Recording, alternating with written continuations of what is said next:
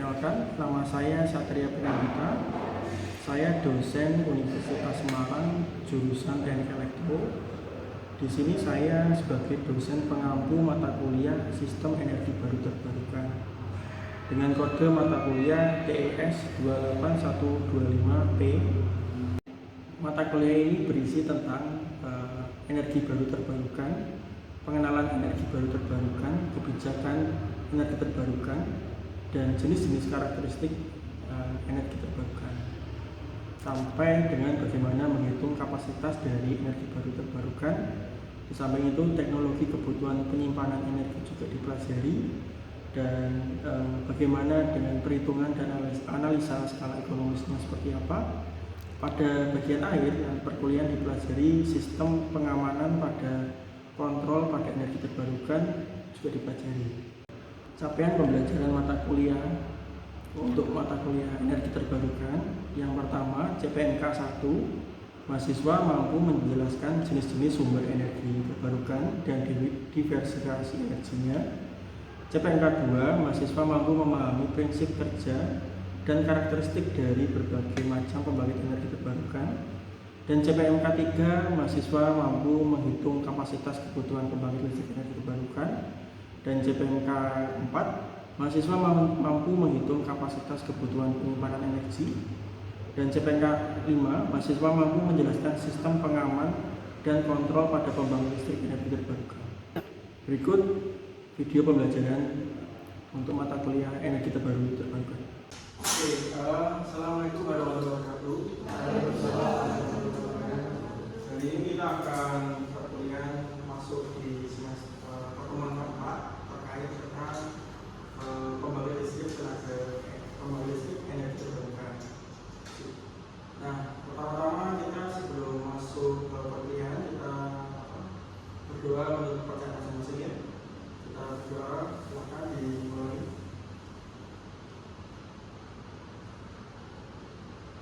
Oke, berdoa selesai. Sebelumnya saya akan absensi untuk masing-masing. Untuk atas nama Bima, Mas Fauzi, Mbak Olivia, Mbak Lili, Mbak Dewi, Indah, Zaini. Oke, semuanya sudah hadir. Ini ada semua ya.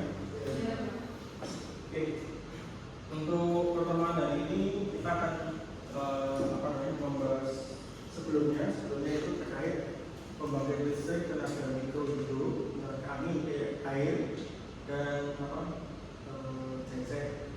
Kemudian di hari ini kita akan membahas tentang sistem hybrid angin dan surya. Nah, kita akan bercerita tentang bagaimana sih definisi sistem hybrid itu. Kemudian hybridnya itu ada tenaga angin, tenaga surya, dan bagaimana sistem kerjanya, dan apakah itu sistem on-grid dan off-grid. Nah, dan kita tahu bahwa definisi sistem hybrid ini, energi hybrid itu kita membangkitkan listrik yang terdiri dari dua sumber energi ataupun lebih.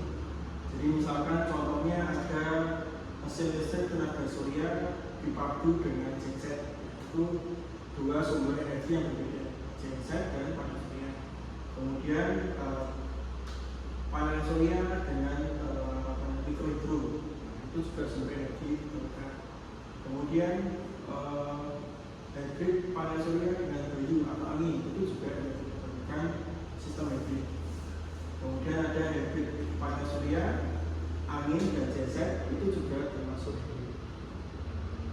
Dan sedangkan untuk pembangkit tenaga angin atau turbin angin, itu sistem kerjanya yaitu apabila angin datang kemudian menabrak turbin kincir angin, itu akan memutarkan generator atau as generator, yang nantinya as generator itu akan memutarkan magnet yang berada di antara kumparan-kumparan. Kumparan-kumparan ini nantinya akan menghasilkan energi listrik. Nah, listriknya ini nanti akan digunakan untuk beban rumah atau disimpan masukkan ke dalam baterai menggunakan.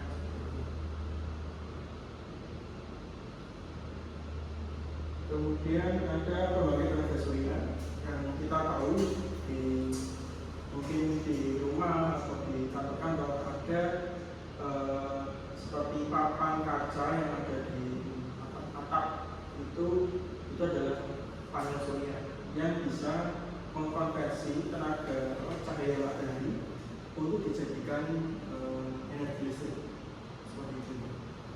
Nah, biasanya panel surya ini kendalanya adalah bayangan. Jadi kalau ada bayangan awan, dia tidak bisa menghasilkan listrik maksimal. Apalagi kalau kalian misalkan membuat panel surya, di sampingnya ada pohon. Mungkin sekarang pohonnya masih rendah. Nanti setahun 2 tahun dia akan tinggi. Ini akan menutupi panel surya. Otomatis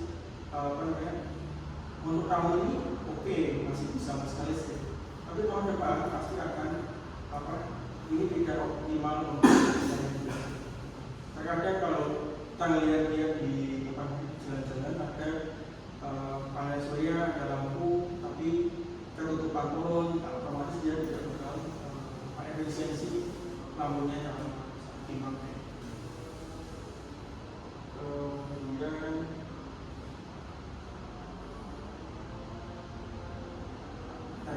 sistem kerja hibrid pada PV dan panel surya.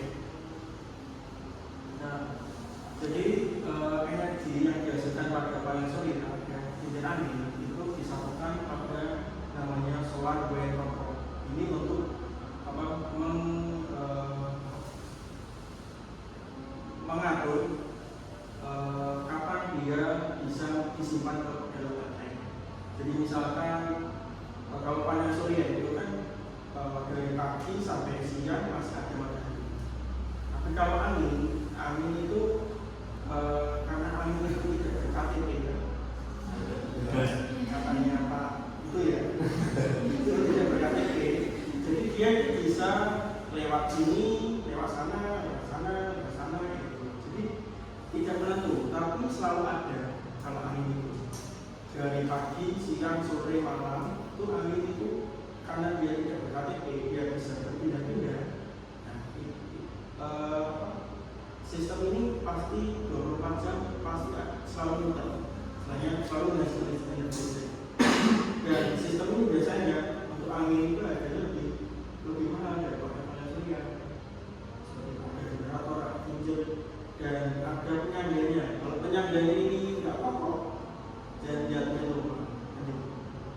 Kalau panel surya, matahari itu berKTP karena pagi ya pasti selalu nongol dia.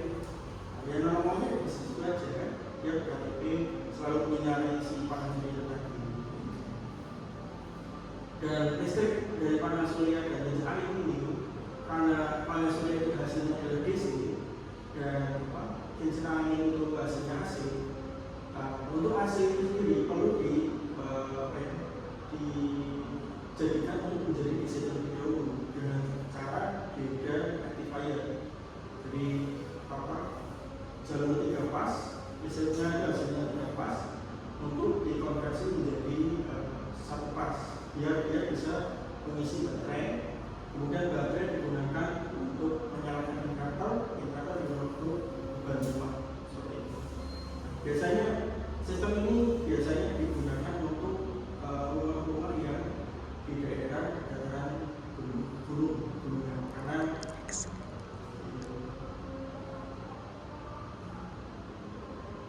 kemudian ada sistem on-grid.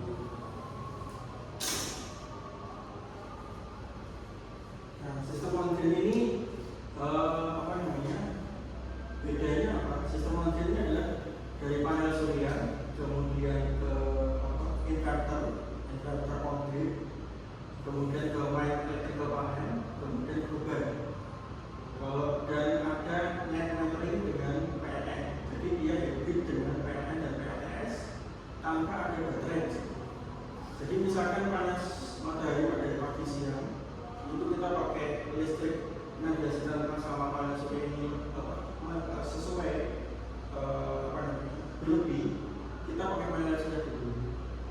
misalkan saat sore hari beban puncaknya lebih tinggi daripada 5 kW, nah, PLN masuk, PLTS-nya stop.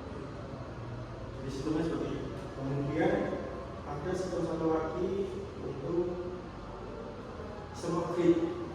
Smart grid ini PLN-nya nggak ada, jadi pure dengan tenaga matahari. PLTS menyimpan baterai, kemudian baterai itu digunakan ke gudang. Jadi ini sistem ini biasanya digunakan untuk misalkan rumah yang mau pasang PLTS untuk kondisi darurat, misalkan listrik pas mati lampu, PLN mati lampu, malam itu bisa pakai baterai dari PLTS.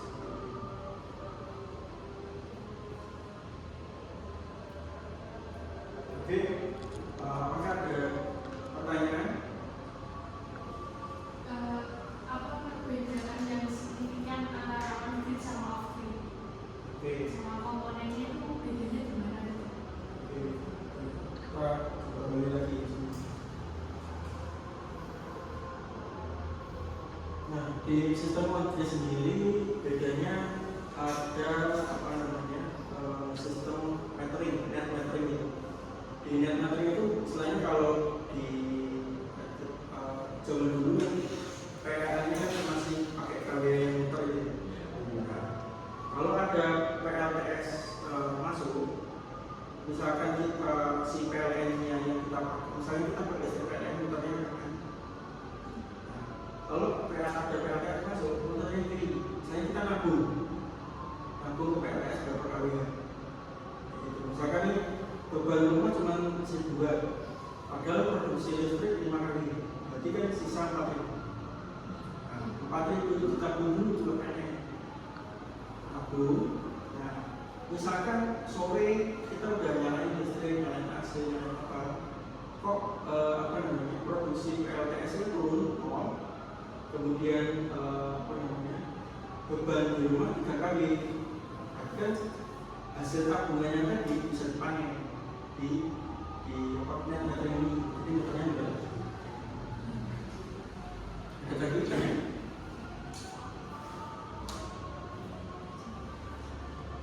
Kalau off-grid gimana? Kalau oke, Ya, kan di off-grid kita ada sebetulnya dengan PLN. ya. Jadi kalau daya dari baterai dari panel itu habis, berarti mati gitu. Atau gimana? Oke. Jadi kalau misalkan sistem on-grid ini biasanya terpasang tanpa ada sangkut paut sama PLN, tapi bisa digabungkan dengan PLN dengan menambah namanya rangkaian limiter. Limiter itu adalah semacam rangkaian sirkuit yang otomatis. Jadi saat misalkan listrik padam, ya, itu langsung nge-switch ke baterai. Kemudian kalau listriknya hidup, dia baterainya mati, PLN masuk. Kasarnya kalau ini sistem manualnya, manual dalam artian ya, misalnya listrik mati, pasti kan yang manualnya listrik mati lah kan gitu kan. Sistem itu kamu yang nyalain on. Tapi kalau nggak pakai limiter, si sistem itu udah nyalain on sendiri. Udah listrik udah nyala, enggak, gitu kan? Nah, listrik udah nyala, dan kita mati manual kalau pakai sistem ini. Karena ini di sini nggak ada sistem limiter ini. Tapi listrik yang disimpan pada baterai itu semuanya dari panel surya. Ada juga inverter yang menggunakan yang sudah hybrid dengan PLN. Jadi misalkan matahari pas sore malam nggak ada, bisa ngecas pakai PLN.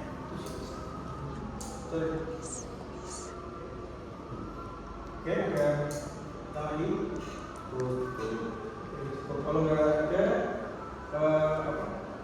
nanti saya beri tugas ya untuk teman-teman untuk mencari bagaimana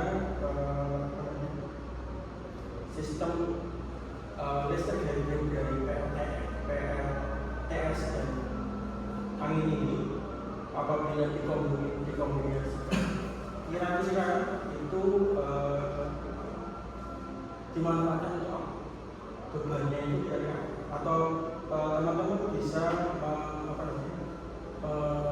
merencanakan misalkan di tempat wisata membutuhkan energi listrik, tapi di sana tidak ada mata PLN.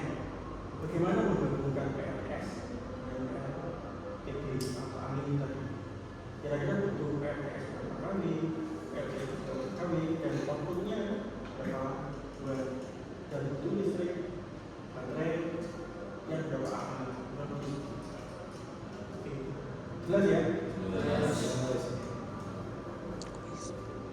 Oke, kalau tidak ada pertanyaan cukup hari ini. Terima kasih sudah datang dan hadir pada kuliah hari ini. Oke, saya akhiri. Sebelumnya kita berdoa terlebih dahulu biar kita bisa pulang bersama.